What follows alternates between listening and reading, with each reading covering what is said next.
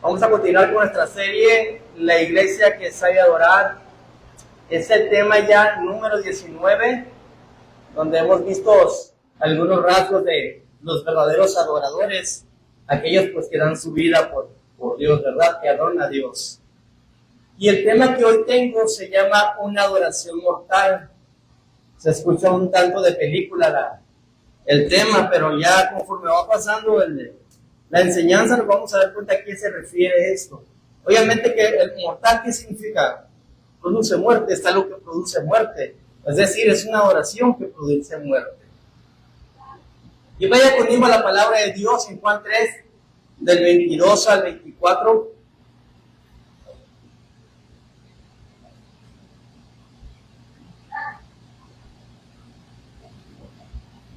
Veamos ahí. Creo que me equivoqué. A ver, espérame tantito. Ahorita se lo digo. Ok.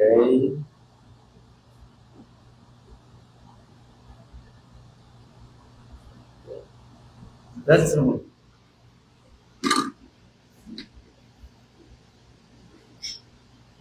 Es el verso 30, 3:30. Y dice: es necesario que Él crezca, pero que yo mengüe. Vamos a orar. Padre Santo, te damos gracias por esta tarde ya. Gracias por tu misericordia, porque hoy tú nos vas a hablar, Señor, y queremos tener nuestro corazón sensible a tu voz, Padre Santo. Ayúdanos a ser unos buenos receptores de tu palabra, Señor. Ayúdame a mí, Señor, con el llenado para predicar tu palabra y obra en esos corazones que estén atentos para escuchar tu palabra, Señor. Sé tú guiándonos, Padre, por medio de tu Espíritu Santo, te lo pedimos. En el nombre de Jesús, y decimos amén. Anteriormente a este verso, donde el Juan el Bautista estaba teniendo una conversación con un discípulo y un judío que no revela la palabra su identidad. Anterior a esto, este es el capítulo tan conocido y hermoso capítulo de Juan 3, donde se nos es descubierto el plan divino de Dios para salvar a la humanidad. Y empieza donde Jesús está hablando con aquel fariseo, aquel maestro de la ley, que tenía una inquietud en su corazón de saber realmente quién era Jesús, ya que había visto que tenía unas buenas enseñanzas que le parecían atractivas, que había hecho algunos milagros, que había algo en su corazón, le quería acercarse. Mas sin embargo, él deja expuesta su miedo ante los demás y va de noche. El Señor le revela claramente lo que se tiene que hacer para conseguir el reino de Dios, lo cual es el nacer del nuevo, que tenía que tener un nuevo nacimiento. Este maestro de la ley no sabía ni qué significaba eso. No sabía, no tenía idea realmente de lo que estaba hablando. Él simplemente conocía la ley. Se basaba más en la ley ceremonial que en lo que era espiritual. Mas nuestro Señor Jesucristo, no sé si queriéndole dar una pequeña revelación de lo que esto era, le dice a él que así como Moisés había levantado aquella serpiente de bronce, y el pueblo que miraba esa serpiente con fe era sanada de la mordedura de aquella serpiente, es entonces aquellos que se salvarían. De la misma manera, aquel que viera a Jesús, que se levantara entre los muertos y creyera en él, serían salvos de ese veneno ardiente llamado pecado. Después de esto, viene ese hermoso verso, Juan 3:16, donde expone al descubierto el amor ágape del Padre hacia la humanidad, hacia el mundo, sin distinción, no unos sí, no unos no. Amó a todo el mundo, que dio a Jesús, para que todo el que en él crea no se pierda, mas tenga la vida eterna. Mas sin embargo, porque las personas son orgullosas, porque tienen voluntad, porque les gusta vivir de cierta forma, hay personas que no van a escuchar la voz de este Salvador y van a decidir vivir como en tinieblas, con sus razonamientos, con su voluntad, con las cosas que ellos quieran hacer, y no dan cabida a Jesús en su vida. ¿Por qué? Porque ellos viven en tinieblas y Jesús deja expuestas las tinieblas porque Él es luz. Entonces, esto era la condenación. no que Jesús los condenara, no, sino que ellos decidieron vivir sin creer en el Hijo de Dios y se condenaban a sí mismos. Después de esto, nuestro Señor Jesús va hacia el Jordán, creo que era, y empieza a bautizar ahí. Y al otro lado se encontraba Juan el Bautista, y los dos empezaron a bautizar. Y vamos a tocar nuestro primer punto, el cual es como una pregunta. Jesús y Juan, con la misma importancia, con la misma autoridad, la misma enseñanza, es decir, ¿eran iguales estos dos? Dice Juan 3, 22 y 24, del 22 al 24. Después de esto, de todo lo que vimos en la introducción, vino Jesús con sus discípulos a la tierra de Judea y estuvo ahí con ellos y bautizaba. Juan bautizaba también en Enón, junto a Salim, porque allá había muchas aguas y venían y eran bautizados, porque Juan no había sido aún encarcelado. Aparentemente vemos por el texto que Jesús y Juan hacían la misma función. Ambos predicaban sobre el arrepentimiento, que ese arrepentimiento los acercaría al reino de los cielos, que tendría que cambiar su mentalidad, su manera de pensar, y bautizaban para purificación.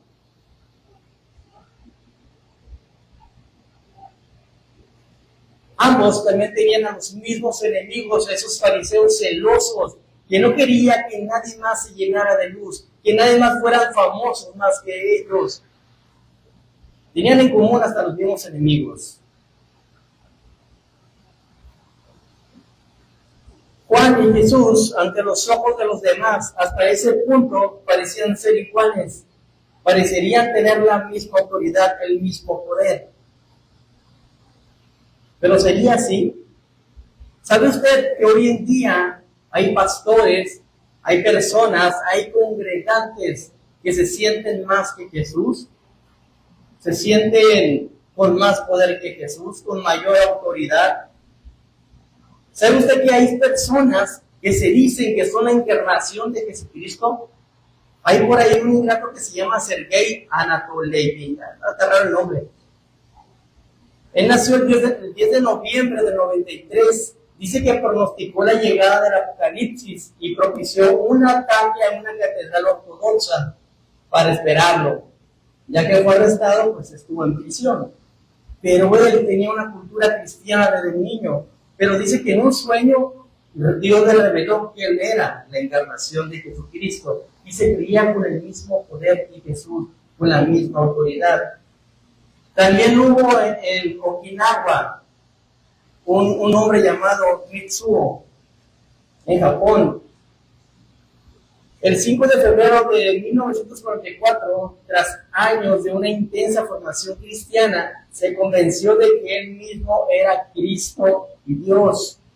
Entonces empezó a llamarse el Dios único, Mitsuo Matayoshi, Jesucristo. Ese era su nombre. Y desarrolló una doctrina que combina la religión y la política. En 1997 fundó el Partido de la Comunidad Económica Mundial, a través del cual pretende llevar a cabo su plan en la tierra, que culmina con el juicio final.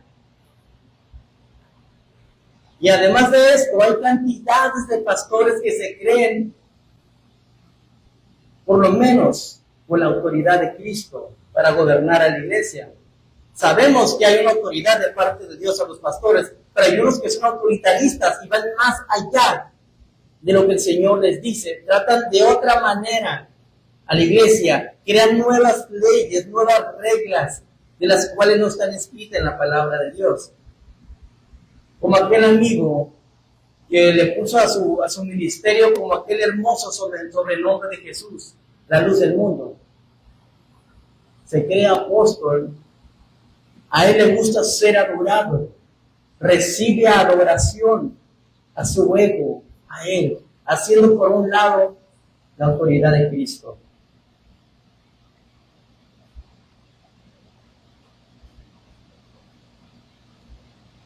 ¿Sabe usted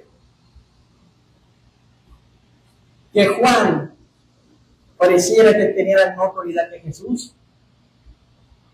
Se pudiera comparar.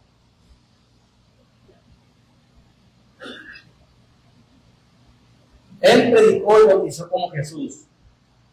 ¿Y saben qué? Él hizo algo que nadie más hizo. ¿Qué fue? Él bautizó a Jesús. Bautizó a Jesús. Eso lo vemos en Marcos 1:9. Aconteció que en aquellos días que Jesús vino de Nazaret de Galilea y fue bautizado por Juan en el Jordán. Es decir, que si tenía de algo de qué gloriarse, lo tenía. Él podría haber tenido en su ego personal, decir, yo bauticé a Jesús de aquel que yo predicaba. Ante los ojos de los demás, pareciera que él era el más importante que Jesús, porque en teoría es más importante el que bautiza, hablando de la manera religiosa, eclesiástica. Pero nosotros que ya conocemos la historia completa, sabemos que no era así, y que tampoco Juan se creía más que Jesús, sino por el contrario, él deseaba con toda su alma ser bautizado por el dador de vida, por Jesucristo. Así que él tenía en su corazón que Jesús era más importante que él. A él no le interesaban las luces, no le interesaba la fama, a él le interesaba Jesús.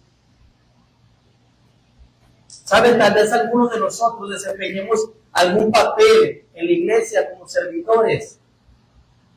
Y a veces nos sentimos muy importantes, incluso en saber más que Jesús. O por lo menos eso parece. Ya que el Señor cada vez que nos habla con su palabra, no la obedecemos y le damos otra alternativa, es decir, otra palabra. No, Señor, así no es así. ¿Qué tal cuando empezamos a desafiar rebeldemente a la autoridad de Jesús, a la que Él pone aquí en su iglesia, a la establecida? Recuerden que Jesús tuvo bien en cada iglesia formar un equipo de ministros encargados de la iglesia, los cuales gobernaban bajo la voluntad de Cristo. En Efesios 4, del 11 al 13 dice, y él mismo constituyó a unos apóstoles, a otros profetas, a otros evangelistas, a otros pastores y maestros, a fin de perfeccionar a los santos para la obra del ministerio, para la edificación del cuerpo de Cristo. Esa era la voluntad de Dios. Y la intención era que los congregantes escucharan esa voluntad y ellos crecieran. Y fueran sometidos a Cristo, no por encima de Cristo.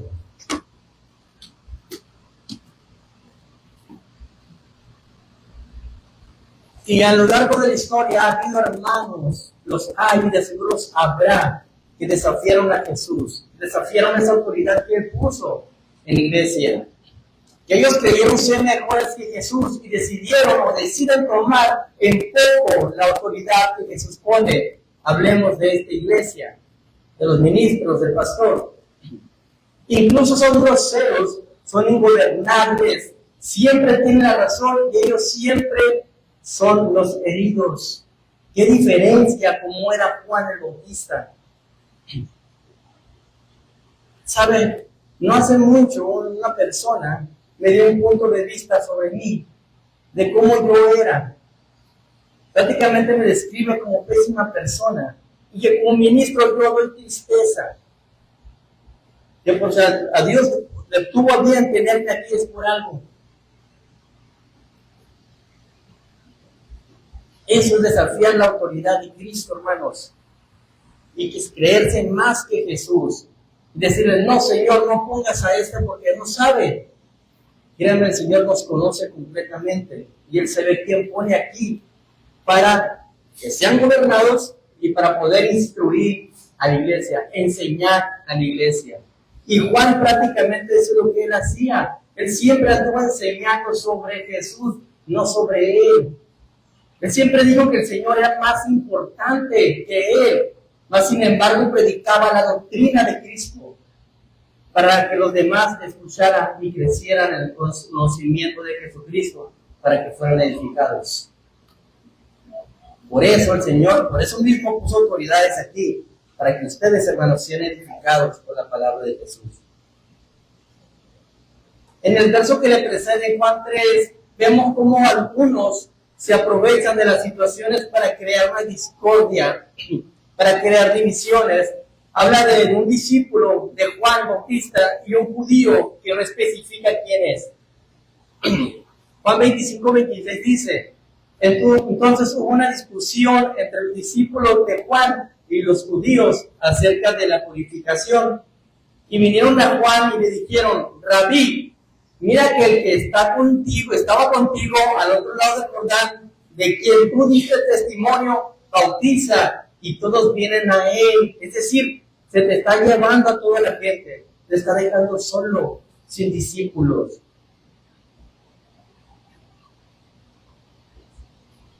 Hubo una discusión. No se especifica realmente quién eran estos judíos. Algunos dicen que pudieron haber sido discípulos de Jesús, todos discípulos de Juan, otros, algunos fariseos, incluso que fueron enviados por los fariseos con una intención, ¿cuál? De crear un conflicto, una discusión, una desunión entre los discípulos de Juan y los discípulos de Jesús. Que en realidad los dos eran, ¿qué? Un equipo. Adoraban a Dios juntos.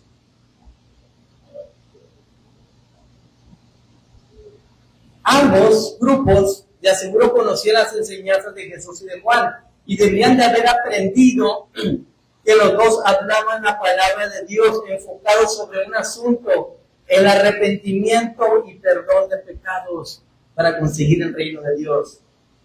¿Y sabe usted que hoy en día eso pasa también muy seguido? Hay divisiones entre la iglesia, incluso hay ateos, hay personas que nada tienen que ver con la iglesia, pero cuando miran que hay una discusión, que como buenos cristianos que somos, las publicamos en el Face, empiezan a sembrar cizaña.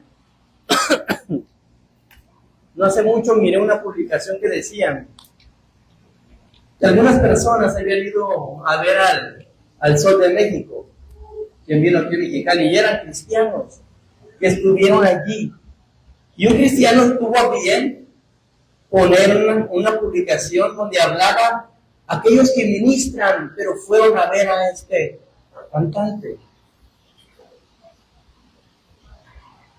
Definitivamente se tuvo que haber tratado este asunto. Definitivamente no está bien que haya pasado eso, pero definitivamente no se tuvo que haber hecho público, hermanos, para no sembrar discordia, divisiones del pueblo de Dios.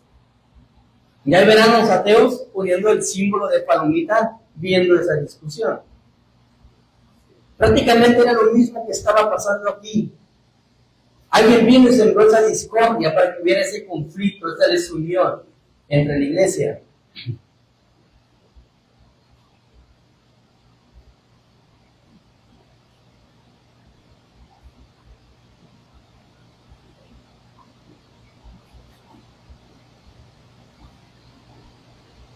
Estos dos discutían sobre el verdadero bautizo, si era el de Juan o el de Jesús, sin darse cuenta que era el mismo. Y en el 26 de Juan 3 dice: y vinieron a Juan y le dijeron: Rabí, mira que el que estaba contigo al otro lado del Jordán, de quien tú dices testimonio, bautiza, y todos vienen a él. Por este comentario, del discípulo de Juan, podríamos ver algo de discordia sembrada. Como ya lo dije, la preocupación de los discípulos de Juan era grande. Su actitud la mostraba.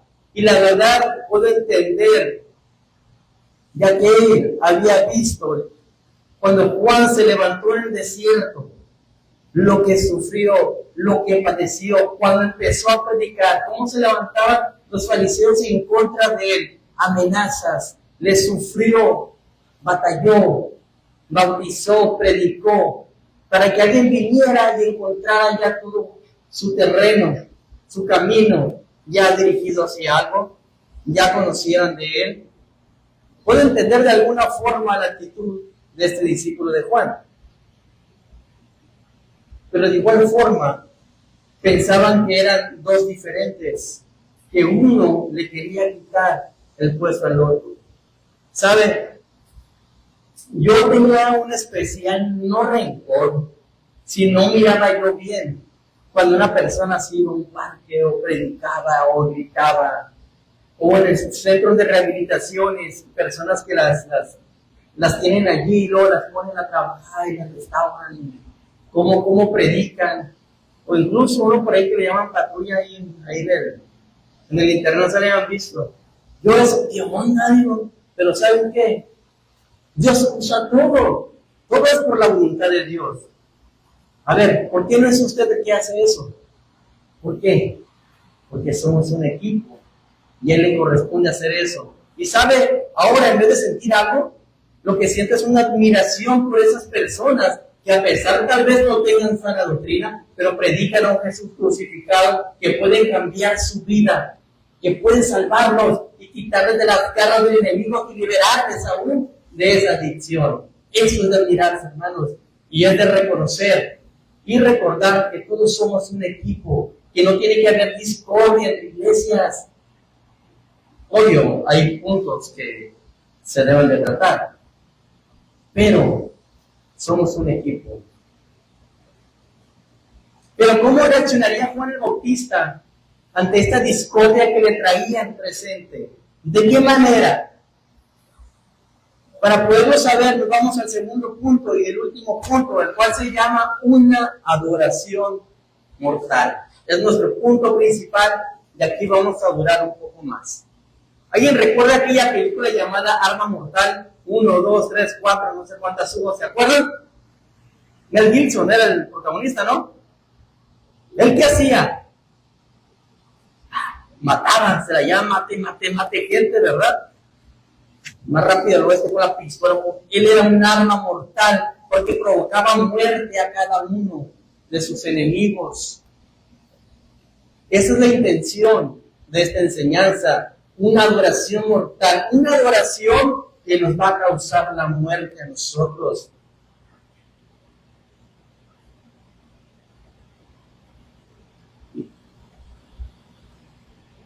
Juan reaccionó como el mejor adorador de la historia, como adorando mortalmente, diciendo la verdad, explicando lo que él había estado anunciando desde el principio, que él no era el Cristo, sino que él era el precursor, es decir, quien fuera antes, que prepararía ese camino para que después viniera que sí era Cristo, el que sí realmente importaba.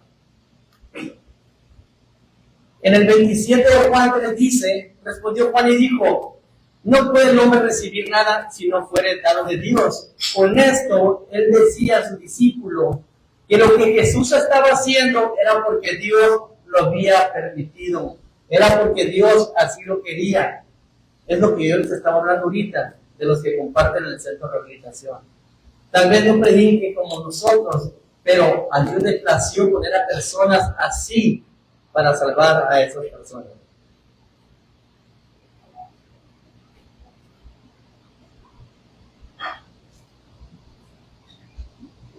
Mira mi mente recordando este verso de Juan 3:27, cuando dice, Juan respondió Juan y dijo, no puede el hombre recibir nada si no fuere dado del cielo.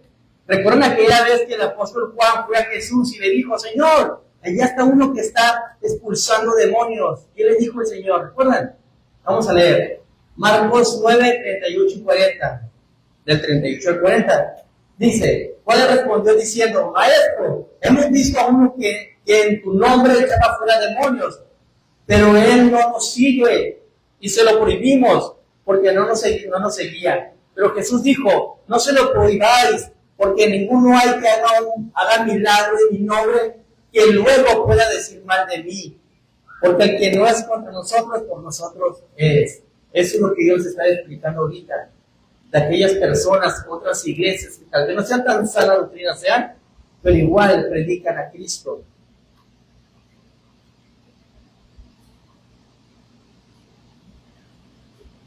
Esta fue la actitud que tuvo Juan el Bautista también, cuando vino de sus discípulos con la discordia, y él dijo, no, Si él hace eso es porque Dios le ha dado la autoridad para hacerlo. Pero yo puedo ver aquí un poco más allá, hermanos. ¿Sabe usted que en realidad Jesús no era el que estaba bautizando, sino los discípulos? ¿Y sabe usted que esto lo pudo haber visto ese discípulo? ¿Que pudo haber nacido en su corazón? Un celo. Juan 4:2 dice, aunque Jesús no bautizaba, sino sus discípulos. ¿Puede imaginarse a este discípulo mirando que los discípulos de Jesús bautizaban? No hay nada nuevo bajo el sol, ¿verdad? Dice Salomón. Hoy la iglesia está llena de celos, hermano. De celos, de orgullo. Es lo que hay. En un inicio yo recuerdo una persona que quería predicar, quería tocar. Yo había sentido un deseo de tocar y porque yo lo sentí, él también quiso. De predicar y porque yo lo sentí, él también quiso. Pero ¿saben qué? Quiso ser más que los líderes. Su orgullo, su falso celo, lo llevó a la perdición.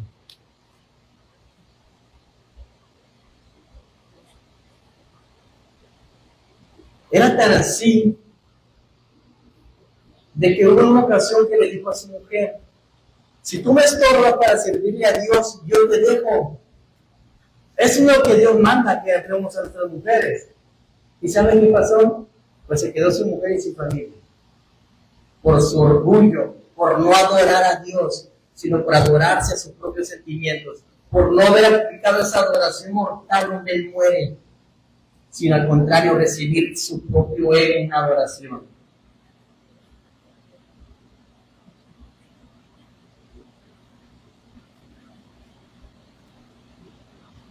Juan siempre reconoció su posición delante de Dios. Juan 3, 28 y 29 dice, vosotros mismos me sois testigos de que dije, yo no soy el Cristo, sino que soy enviado delante de Él. El que tiene la esposa es el esposo, más el amigo del esposo que está a su lado y le oye, se goza grandemente de la voz del esposo. Así pues, este es mi gozo, está cumplido. ¿Se puede imaginar a Juan diciendo eso? Lo que yo empecé, lo que yo sufrí, lo que yo invertí, lo que yo batallé, otro lo está disfrutando.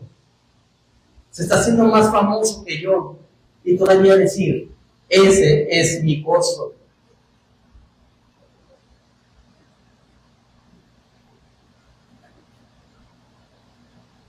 Miren, lo que para el discípulo de Juan era un tropiezo, para Juan fue un gozo al ver a Jesús predicar y bautizar. Era lo que él había estado esperando toda su vida. Era lo que su alma estaba deseando ardientemente. Ver a aquel varón, aquel ungido de Dios que vendría a predicar el arrepentimiento y a salvar a Israel del pecado. Eso era lo que él quería, ver a ese Jesús, tomar su lugar y yendo más allá todavía. La palabra gozo del original también se traduce como un deleite, gozarse, regocijarse, y como algo que produce alivio. Y todas estas experiencias Juan las sentía al ver a Jesús bautizar y predicar, a pesar de que él ya no era famoso. A pesar de que él ya no era dueño de ese ministerio, sino que ahora Jesús había venido a invadir su ministerio, a apoderarse, a posesionarse de su ministerio. Él sintió un gozo. Jesús se apoderó de toda su vida, de todo lo que él había hecho. ¿Acaso nosotros tenemos este mismo gozo que Juan? Cuando el Señor viene a nuestras vidas y nos alinea y se queda con nuestra voluntad, se apodera de nuestras vidas. ¿Sentimos este gozo? Cuando Él nos dice, no más a esto, ya no tomes, ya no fumes, ya no le grites a tu mujer. ¿Sientes un gozo? Porque Él está dominando tu vida, está dominando tu ministerio, tu voluntad. ¿Sentimos ese gozo? No hace mucho, yo estaba en mi trabajo, ahora que el pastor estuvo orando ahorita. Yo oraba al Señor, porque la verdad sí tengo un carácter, aunque me ven riendo por todos lados, ¿verdad? Y cuando el pastor, ya lo revolví, cuando mi patrón me decía algo, y yo sabía que estaba mal, empezaba en mí a salir yo, cálmate, Malaquías, cálmate, Malaquías.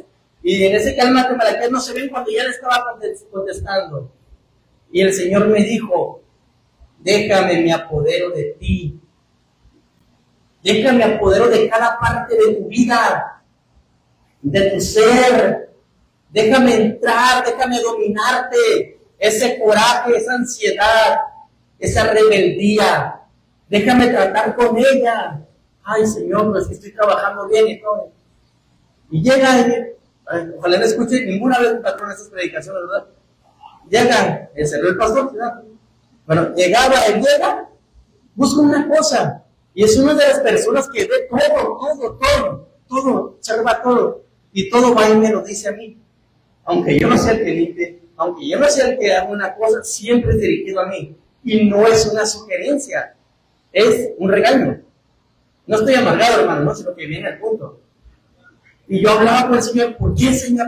Contrólalo, Señor. No, contrólate tú, porque aunque tú no tengas la culpa, el trato es para ti. Yo me apodero de tu voluntad, de tu paciencia, de tu ser. Pero hermanos, el Señor se quiere apoderar de tu vida, de tu ministerio. Se quiere apoderar de ti. ¿Vas a tener la misma actitud que Juan? ¿Te vas a gozar? ¿Te vas a deleitar? ¿Vas a sentir un regocijo cuando Él te diga no a eso que tú tanto anhelas y deseas? ¿A eso que tú quieres? Vas a decir, qué deleite es estar en tu presencia, Señor.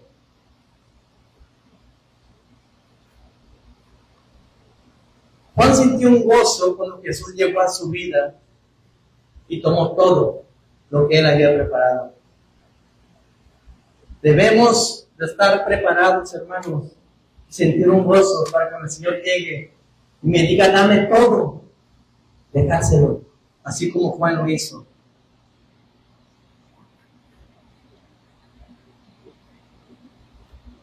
Pero ¿qué fue lo que Juan hizo después de sentir este gozo?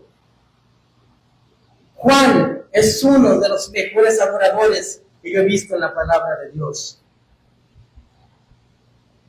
A pesar de que no escuché ni miré ni he leído que cante, pero su actitud mostró la mejor adoración. Una adoración mortal, una adoración que le hizo morir, que le hizo renunciar, le hizo entregar. Juan 3:30 dice, es necesario que Él crezca, hablando de Jesús, pero de que yo mengue, de que yo me muera, de que yo me haga menos, de que sea una sombra, que desaparezca. Eso es una adoración mortal, hermanos. La palabra crezca del original habla de un crecimiento tanto en lo natural como en lo espiritual. En los tiempos de Juan vemos un crecimiento en lo natural de Jesús, en su ministerio, al darse a conocer, en su fama, en su poder, en los milagros, de su denuedo al predicar. Y al crecer Jesús en esto cada vez más era más importante y más importante, y Juan estaba quedando en el olvido, estaba siendo rezagado.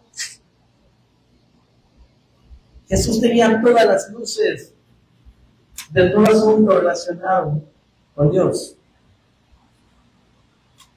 Pero para nuestros tiempos, el crecimiento de Jesús en nuestras vidas es el espiritual. ¿Y cómo pasa esto? Cuando nosotros creemos en Jesús, llega el Espíritu Santo a nuestras vidas y se posesiona de nosotros. Y Él crece dentro de nuestro ser, crece más y más, al grado de que Él sea el que gobierne ya nuestras vidas, nuestros deseos, nuestros impulsos. Ahora, ¿cómo es este crecimiento? 1 Corintios 3:7 dice, así que ni el que planta es algo, ni el que riega, sino Dios que da el crecimiento. Dios da el crecimiento. ¿Por medio de qué lo dio? 1 Pedro 2:2. Desead como niños recién nacidos la leche espiritual no adulterada, para que por ella crezcáis para salvación. La palabra de Dios te hace crecer espiritualmente, hermano. Por medio de la palabra de Dios es como el Señor nos da el crecimiento. ¿Saben estos versos? Las palabras que leímos, crecer, crezcáis y crezcan, es la misma palabra griega. Hacer más grande, espiritualmente crecer, físicamente crecer. ¿Cómo podemos darle una aplicación a esto? Que crecemos espiritualmente al grado que son expuestas a nuestro crecimiento físicamente por medio de nuestras obras.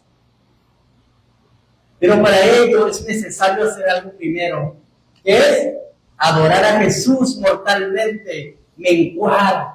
Nos es necesario morir para que Jesús crezca en tu vida, para que Jesús crezca en mi vida.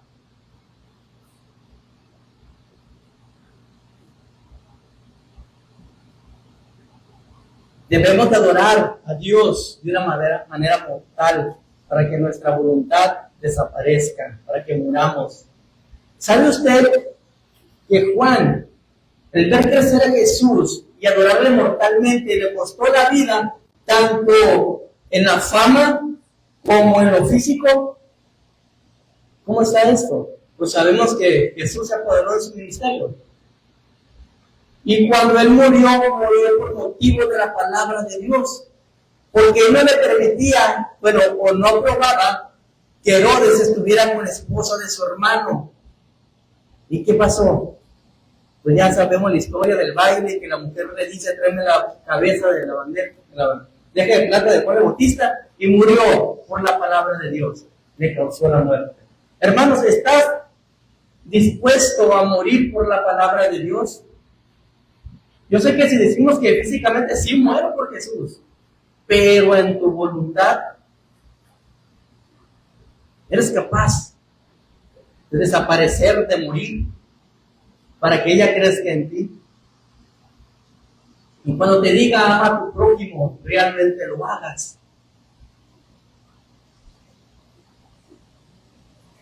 Pablo también fue un adorador mortal. Gálatas 2:20. Con Cristo estoy juntamente crucificado. Es decir, un crucificado es porque iba a la muerte, porque ya iba a morir.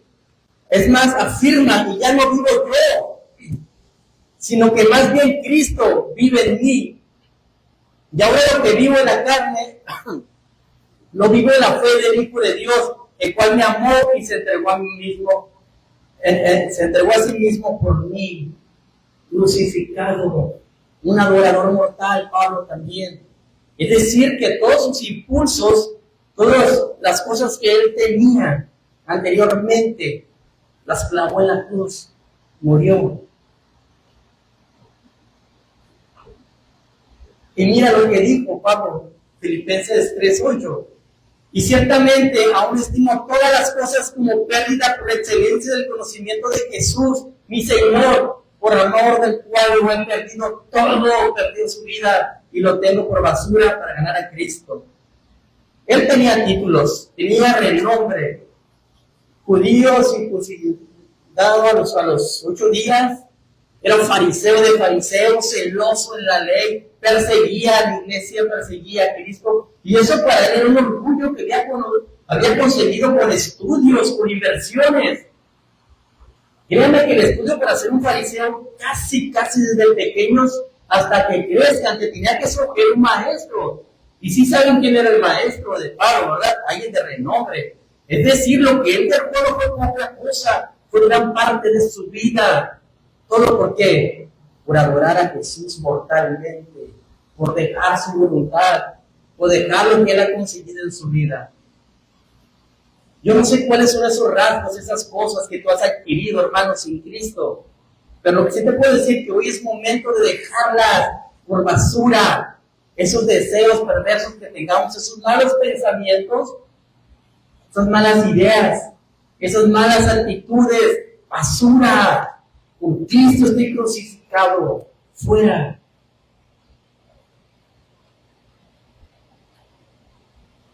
Ya vamos a acabar, hermanos.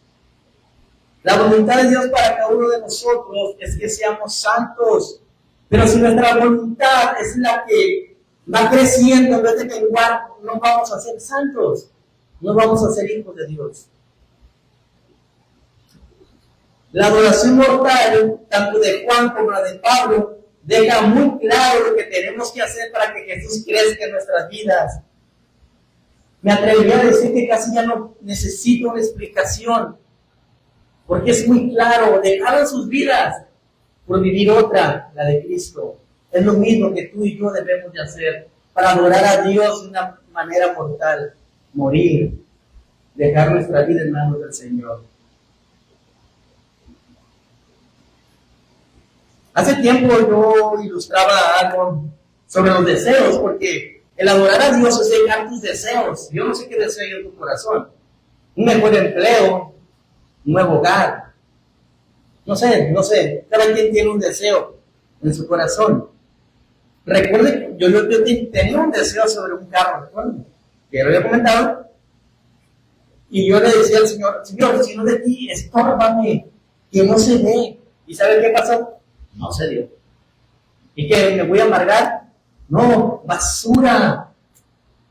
Hubo un tiempo en que yo me di cuenta que eso estaba dominando mi corazón. Y en vez de que Cristo creciera, ese deseo aumentaba al grado que buscaba en el internet. Miraba, aprendí multitudes de marcas de carro. Y Cristo, chiquito, desvaneciendo. Hasta que me di cuenta, ¿sabes qué, Señor? Te lo entrego.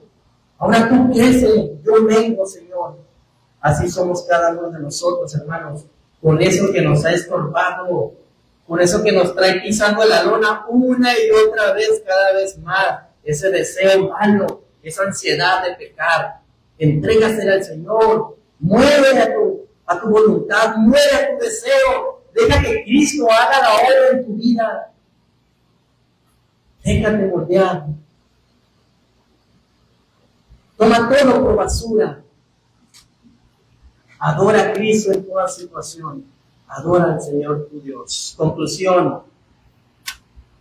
Mateo 4:10. Entonces Jesús le dijo: vete, Satanás, porque escrito está: al Señor tu Dios adorarás y solo a Él servirás. A veces, hermanos, parece que ese Satanás es nuestra propia voluntad que quiere ser adorada. Así que hoy vamos a decir: vete, Satanás, refiriendo a tu voluntad, y adoremos solo al único Dios de una manera mortal. Al grado que nuestros pensamientos sean cambiados por los de Jesús, hagamos a un lado lo que queremos y pasemos ese deseo por el filtro de la voluntad de Dios, que nuestra vida sea un reflejo de Cristo y cada vez esté creciendo Él más y más en nuestro trabajo, con nuestra familia, en todas partes, de una forma espiritual y que se vea reflejada con nuestras obras. Como le dijo a aquel, el que roba, no robe más. Como le dijo a aquella adúltera, no te condeno, pero no peques más. De esa manera vas a crecer. Así que, hermanos, adoremos al Señor para que Él crezca en nuestras vidas. Adoremos de una manera mortal. Vamos a orar. Señor, te damos gracias, Padre, por esta palabra, Señor, que a ti te plació, Señor, que se compartiera, Señor. Es un gran reto, Señor, porque prácticamente esto de ceder nuestra vida, Señor, es lo más importante. Porque bien podemos conocer de ti, de tu palabra, de tus maravillas, de todo lo que has hecho, de cómo sanas. Incluso podemos ser sanados, experimentar tus milagros. Pero si no te entregamos nuestra vida, Señor, a tu voluntad, y si no nos parecemos a ti cada vez más, todo es basura, Señor. Seremos huecos, Padre Santo. Simplemente vendremos a un club a gozarnos, Padre, de la música y entretenernos con el orador. Sin embargo, Padre, hoy queremos que tu palabra trastorne nuestros corazones, Señor, al grado de que muera, para que tu corazón sea implantado en nosotros y poder crecer, Señor, adorándote a ti de una manera total. Te damos gracias, Señor, en el nombre de Jesús, y decimos amén.